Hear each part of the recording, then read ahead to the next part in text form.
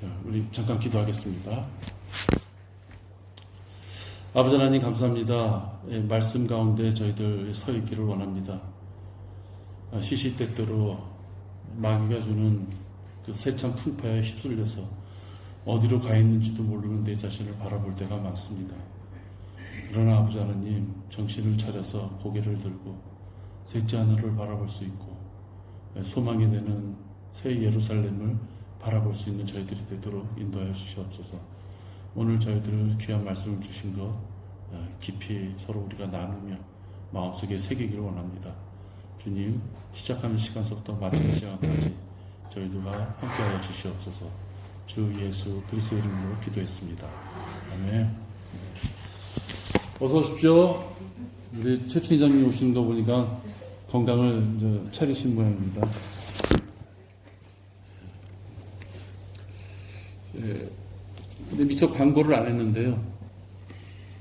오늘부터 조금 한동안 여러 회차를 거쳐서 죄인이 구원받았을 때 일어나는 38가지 변화를 합니다. 켰어요. 얼마 전에 한 자매가 38가지 변화, 하도 말은 많이 들었는데 그 38가지 변화가 뭔지를 잘 모르겠다. 그런 말씀을 하시는데 저도 이렇게 들어보니까요. 38가지를 예를 들어서 1번서부터 38번까지를 전체 하는 걸 들어본 적이 없는 것 같아요. 기도할 때 38가지 변화가 생깁니다. 우린 이렇게 많이 변했습니다. 놀라운 신분입니다. 이런 얘기를 많이 했는데 그 38가지가 뭐냐라고 했을 때 자료도 본 적이 별로 없는 것 같고 누가 또 이렇게 시리즈를 비슷하게 말씀을 전하는 걸 대해보지 못했던 것 같아요. 그래서 그러면은 이 기회에 한번 정리를 해보면 좋겠다. 그래서 정리를 하기 시작했습니다. 그러면서 내가 생각한 것은 아쉽다. 정리를 하자마자 금방 내가 느낀 것은 참 아쉽다. 왜 아쉽냐? 이 38가지를 체계적으로 좀 먼저 알았었으면 얼마나 좋았었을까. 이런 생각이 든 거예요. 여러분들 신입사원이든 학교를 처음 들어가면 그 오리엔테이션이라는 걸 합니다. 새로운 조직에 처음 들어가면 몰라요. 화장실이 어디 있는지, 강의실이 어디 있는지, 놀이터가 어디 있는지, 학생들이 제일 중요한 거 매점이 어디 있는지 모른단 말이에요. 그러니까 그런 것들이 어디 있는지 딱 아는 순간서부터는 전혀 어려운 것이 아닌데 아무도 가르쳐 주지 않고 새로이 교문을 딱 들었으면은 모르는 것이죠. 언젠간 알게 되겠죠. 왔다 갔다 하고 시행 오차도 겪으면서. 근데 오리엔테이션이라는 건 뭐예요? 쓸데없는 오차를 범하지 말고 누군가가 아는 사람이 딱딱 정해주는 거예요. 저긴 본관, 여긴 별관, 저긴 체육관, 여긴 도서관. 한 5분 만에 다 가르쳐 줄 것을 혼자 돌아다니려면 하루 종일 걸릴지 모른다 하는 것이죠. 헬스장에 회원권을 딱 끊었어요. 수많은 기계가 있어요. 아무거나 다 해도 돼. 근데 아무나 다 해도 되지만 어떻게 보면 또 함부로 할 수 없는 거예요. 기계마다 특성을 잘 모른다면. 그때 코치가 와서 선생님은 지금 선생님 체격에는 한 5가지 기구를 먼저 하는 게 좋겠습니다. 이 기구는 이렇게 합니다. 가르쳐 주면 그죠? 50개 되는 그 기구를 다 한 번씩 만져본 다음에 자기한테 맞는 걸 찾는 게 아니죠. 그죠? 그냥 한 3분 만에 가르쳐 줘도 그냥 그 5개 딱 찾아서 하는 겁니다. 구원받은 자에게 일어나는 38가지 변화가 바로 이런 거예요. 구원받아서 하나님께서 그에게 준 그 변화의 내용들이 탁탁탁 집어줬으면 깜짝 놀랐을 텐데 그런 아쉬움이 있다는 거죠. 그러면서 내가 또 한 가지 생각하는 것은 왜 그렇게 못했을까라는 걸 생각을 해봤어요. 그랬더니 이런 거예요. 저쪽 가면 도서실, 화장실, 저긴 본관, 저긴 체육관 그렇게 가르쳐 주면요 가보지 않아도 거기가 체육시설이 있겠구나 저기 가면 책이 많겠구나 걸 알아요. 그죠? 근데 이 38가지는 구원받은 자에게 오리엔테이션처럼 가르쳐 줘도 그가 알 수가 없어요. 네. 왜냐하면 교리이기 때문에 그래요. 그냥 도서실 그러면 그냥 알 수 있지만 이건 교리이기 때문에 각 구원받은 자에게 이건 너무 좋은 거야. 당신 이렇게 많이 변했어 하고 38가지 딱 주문이잖아요. 그 자리에서 쓰러질지 몰라요. 너무 어려운 얘기 한다고. 그죠? 그래서 이것이 좀 이렇게 늦춰지고 그랬던 모양이구나 이런 생각이 들었어요. 구원받은 자의 영적인 변화의 모습을 38가지 면에서 본 거예요. 사복음서가 예수님을 네 군데 면으로서 보잖아요. 왕으로서, 종으로서, 인자로서, 또 하나님으로서. 예수님은 한 분이시지만 그렇게 각각의 모습으로 보면서 완전한 예수님의 몸을 전반적으로 다 우리가 알 수 있는 것이죠. 바로 이 38가지가 그런 것이다 하는 거예요. 주 예수 그리스도를 하나님이신 예수님을 마음의 주로 영접한 자. 전제 조건은 뭐예요? 자기의 죄를 회개하면서, 그죠? 자기의 죄를 회개하면서 하나님이신 예수님을 마음의 구세주로 영접한 자는 러커만 목사님에 의하면 말씀하신 게 38가지 정도의 변화가 있다. 그러니까 그 성도는 38가지의 변화가 있었다는 것을 자기가 알면은 그 변화에 맞춰서 살아야 된다 이 뜻이에요.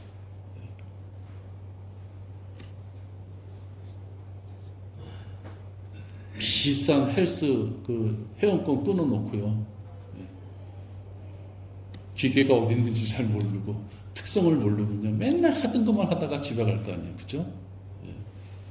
당신은 지금 50개 되는 이 운동 기구를 당신은 다 쓸 수 있는 사람입니다. 이 회원권은 내가 마음대로 50개를 다 쓸 수 있구나. 50개를 다 써야지 자기 몸이 단련된단 말이에요. 바로 그런 것처럼 구원받은 자는 38가지의 변화가 있다고 하는 이 말씀은 내가 이렇게 38가지 면으로 나의 신분이 바뀌었구나. 거기에 합당한 삶을 살아야 되겠구나. 이렇게 생각해야 됩니다. 그래서 우리가 제일 먼저 생각해 봐야 될 것은 하나님의 말씀인 성경은 진리와 비진리를 구별하게 해준다는 거예요. 그렇죠? 너무 여러분들 잘 아시고 계신 말씀이죠. 제일 우리가 많이 알고 있는 거죠. 디모데후서 3장 16절입니다. 여기에 보면 성경을 우리가 왜 가까이 두고 읽고 묵상하고 또 공부하고 성경대로 살아야만 되는지가 나와 있어요. 디모데후서 3장 16절입니다. 모든 성경은 하나님의 영감으로 주어진 것으로 교리와 책망과 바로잡음과 의로 훈육하기에 유익하니 이렇게 되어 있어요. 모든 성경을 하나님의 영감으로 주어졌어요. 그래서 성경은 사람의 말이 아니라 하나님의 말씀인 것이에요. 그래서 영감으로 주어진 이 하나님의 말씀이기에 그 말씀에 권위가 있는 것이죠. 따라서 성경은 믿음과 실행에 있어서 모든 문제에 있어서 최종 권위가 되어야 돼요. 나의 믿음, 그 믿음 갖고 나의 삶 속에서 실행하는 데 있어서 내 능력과 내 의사, 판단, 품성, 돈 많은 사람들의 어떤 성공담, 인격이 훌륭한 사람들의 어떤 그 인격, 그것이 아니라 하나님 말씀 자체가 내가 삶에서의 실행에 있어서의 최종적인 판단의 기준이 무엇이냐? 성경 말씀이 되어야 된다. 우리들의 인생, 역사, 또 죽음, 심판, 그런 것들에 대한 진리와 비진리를 판별할 수 있는 잣대는 성경 말씀밖에 없는 것이에요. 그래서 성경 말씀을 무시하는 자들이 있다면 그들은 그리스도인답게 살 수가 없는 것이에요. 왜? 성경의 말씀이 아까 디모데후서 3장 16절처럼 교리라고 했단 말이에요. 옳고 그름을 나누는 기준인 이 교리가 성경 말씀인데 이 성경 말씀을 제외해놓고 자기가 어떻게 그리스도인답게 살 수가 있어요? 있을 수가 없는 것이죠. 그래서 오늘 38가지 중에 변화, 그 첫 번째 들어가기 전에 우리가 하나 알아둬야 될 것이 있어요. 교리가 무엇이냐 하는 거예요. 이 교리가 무엇이냐가 딱 이렇게 자리 잡혀 있어야지 38가지 변화가 이것이 나한테 이루어진 일이구나 라는 것을 잘 새겨들을 수가 있어요. 성경에서 가장 중요한 용어 중에 하나가 교리예요. 교리. 성경에 기록된 그 많은 이유들 중에서 가장 으뜸되는 것이 성경은 교리를 우리에게 주어주기 위해서 만들어졌다 하는 것이에요. 그래서 이 개역 성경은 말이죠. 디모데후서 3장 16절에 여러분 모든 성경은 하나님의 영감으로 주어진 것으로 우리는 교리와 책망도 하고 바로도 잡아야 되고 의로도 훈육하는데 그 기준이 뭐예요? 제일 앞에 있는 교리란 말이에요. 이스라엘 민족에게 하나님께서 그들에게 축복의 복의 원인 또는 심판의 원인을 얘기할 때도요. 그냥 무턱대고 하신 것이 아니라 이렇게 하면 복을 받을 것이고 이렇게 하면 징계를 받을 것이다. 뭔가 기준을 주신단 말이에요. 그게 이 교리예요. 근데 개역성경에는 이 교리를 어떻게 바뀌었냐면 교훈 이렇게 바뀐 거예요. 교리는 하나님이 옳고 그른 것을 판단한 것이 교리예요.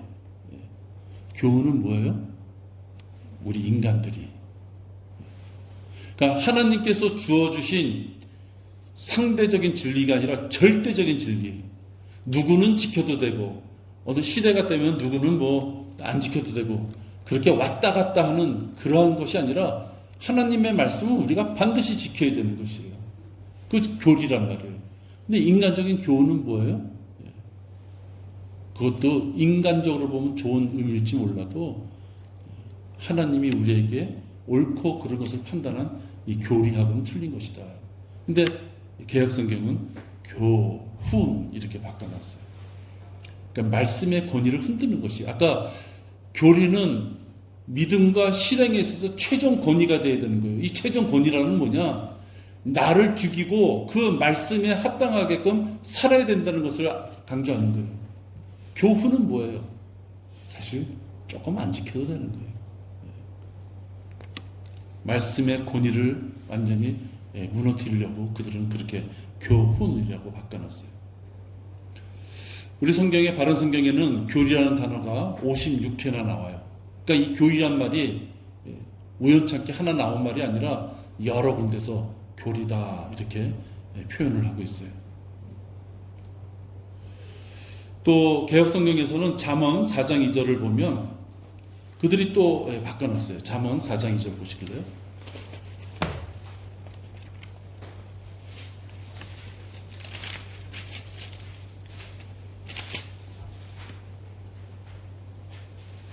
잠언 4장 2절에 보면 내가 너희에게 선한 교리를 주노니 나의 법을 버리지 말라.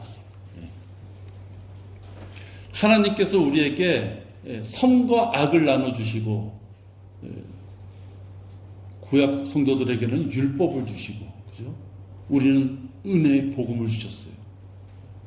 하나님께서 우리에게 믿음과 실행에 있어서 잣대가 되는 최종 권위를 주신 것을 교리다 이렇게 표현하신 거예요.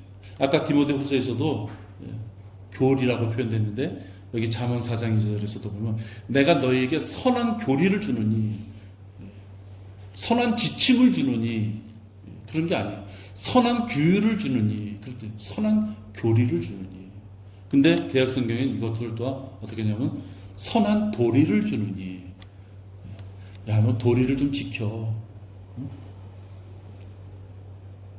너 이제 결혼도 하고 가정을 꾸렸으니까 이제 너도 어른 됐으니까 부모님한테 너 자녀로서의 도리를 좀 지켜. 그러니까 도리란 말이 잘못된 말은 아니에요. 그죠? 의미가 나쁜 말은 아니에요. 그러나 하나님께서 우리에게 최종 권위로 주신 그 교리하고 비교할 수가 없는 거예요. 근데 그들은 또 이것도 교리를 선한 도리 이렇게 바꿔놨어요. 이렇게 곳곳에서 이루어진 성경 변경 때문에 수많은 성경적 교리들이 왜곡되는 거예요. 그리고 말씀의 권위도 또 성경을 해석하는데도 많은 혼란을 초래하고 있습니다. 여러분, 성경은 단지 구원만을 위해서 주는 것이 아니에요. 죄인이 죽어서 지옥에 가는 것만큼 큰 일이 어디 있어요, 그죠? 예. 진짜 그건 큰 일이에요. 그럼 구원 받아야죠. 예. 자연인인 상태에 있는 사람한테는 구원을 받는 것이 가장 큰 것이죠. 그 사람들한테 아무리 좋은 셋째 하늘 얘기해봐도 그들은 영이 죽었기 때문에 알아들을 수가 없는 거예요. 근데 성경은 구원에 대해서는 극히 일부예요. 구원받은 자가, 바울 서신서도 그래요. 구원받은 자가 이 땅을 살면서 이 더럽고 지저분하고 냄새나는 이 땅을 살면서 죄에 오염되어 셋째 하늘에 갔을 때 하나님의 마련하신 상다 유업을 받을 수 없는, 다 놓쳐버리는 그러한 삶을 살다가 올까봐, 그죠? 구원받은 자가 하나님을 부르심을 받기 전까지 어떻게 살아야 되는지를 우리들한테 교리로 주신 내용이 훨씬 많다는 거예요. 자녀로서의 들어가는 길은 그리스도의 은혜의 복음으로서 어느 한순간에 있지만 그걸 넘어선 순간서부터는 계속해서 말씀으로 자기가 세워져 가야 되고, 또 세워져 간 그 말씀에 따라서 심판석에 가서는 상과 유업으로 나눠지고, 우리가 입는 세마포 옷도 자기의 의로서 차별이 될 수 있고, 그렇죠? 천년왕국에 가서도 우리가 다스리는 데 있어서의 자기 통치의 범위도 달라진단 말이에요. 구원받는 순간 은혜로서 우리가 눈 깜짝할 사이에 자기가 구원받지만 그 이후에 자기의 삶에 따라서 심판받는 것은 그건 시간이 필요한 것이에요. 이렇게 성경은 단지 구원받는다는 것에 끝나는 것이 아니라 구원받고 이후에 너의 삶이 어떻게 될 것이냐라고 많은 부분에서 이야기를 해줘요. 그것이 바로 교리다. 살아야 되는데 어떻게 살아야 되느냐, 그것이 교리인 것이에요. 근데 개혁성경은 그래서 교훈 또는 도리 이런 식으로 바꿔놨어요.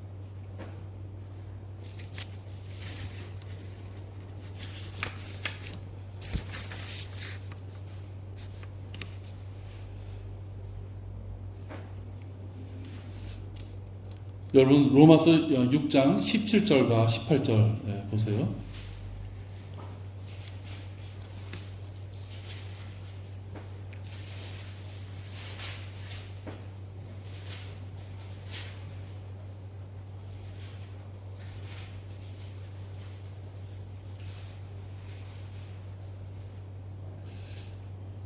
지금 우리가 잠시 살펴보는 이 교리는 우리의 감정적인 면, 우리의 체험적인 면, 그죠?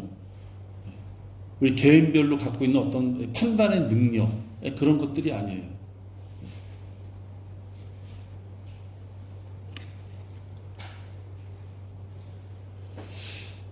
하나님께 감사드리는 것은 너희가 죄의 종이었으나 너희에게 전하여 준 교리의 본을 마음으로부터 순종하여 죄에서 해방되어 의의 종이 되었습니다. 사람이, 죄인이 구원받는 것도 이 교리에 의한 것이다 하는 것이에요. 지나가는 사람이 죄에 물들어서 풀풀 진짜 그 모습만 봐도 더러운 죄인이었는데 그가 갑자기 무엇인가 선한 행위를 했기 때문에 갑자기 구원받은 자가 된다? 그런 뜻이 아니라는 거예요.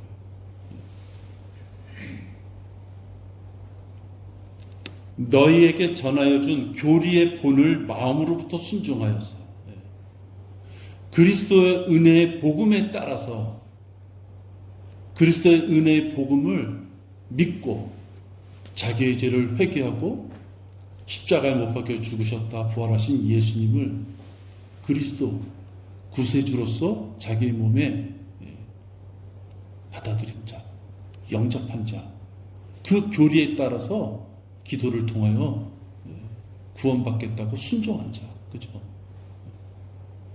그 교리에 맞춰서 누가 진심으로 자기의 마음으로 다해서 그 영접 기도를 했으면 그는 구원받았다라고 우리가 믿는 거예요. 그죠?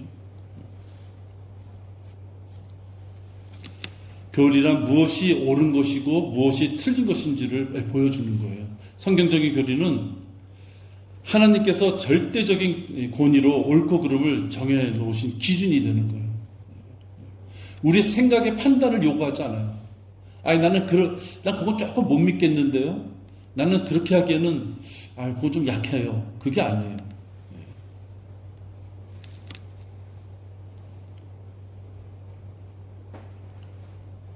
근데 지금 우리 보통 일반 교회에서는 교리를 잘 가르치지 않아요. 너무 딱딱하거든요. 그리고 교리를 가르쳐주면 성별을 요구하게 돼요. 교리는 이것입니다. 이것이 하나님께서 지키라고 명령하신 것입니다. 그 말은 뭐예요? 이것을 안 지키면 안 됩니다. 이런 말씀이 되다 보니까 일반 교회에서는 영적인 어떤 적용, 부드럽게 그냥 영적인 적용이 어떻게 보면 풍요적인 적용을 얘기하는 거예요. 성경에서는 그렇게 말씀이 되어 있어도 사람들한테, 성도들한테, 교인들한테 지켜도 되고 안 지켜도 되는 어떤 유두리를 자꾸만 주는 거예요. 명확한 교리를 설명하지 않는 것이죠.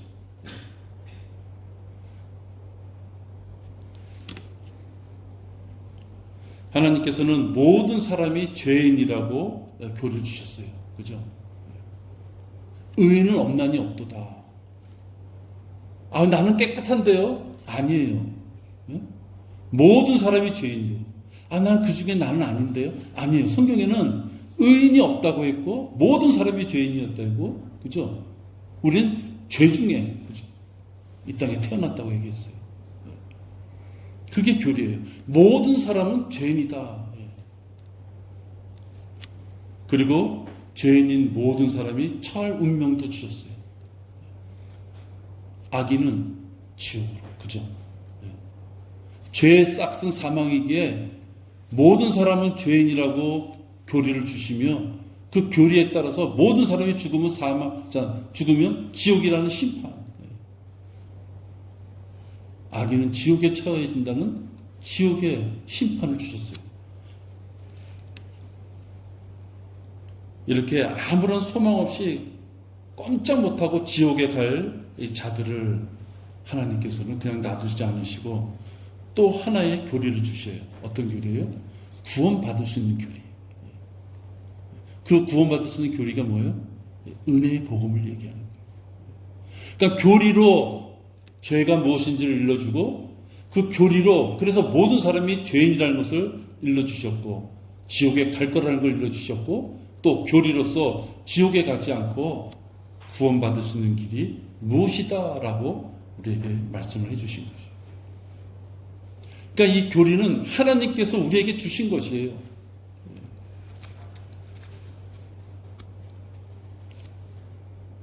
우리가 구원받은 자에게 오는 38, 변화가 오는 38가지도 바로 이러한 교리라고 하는 것이에요.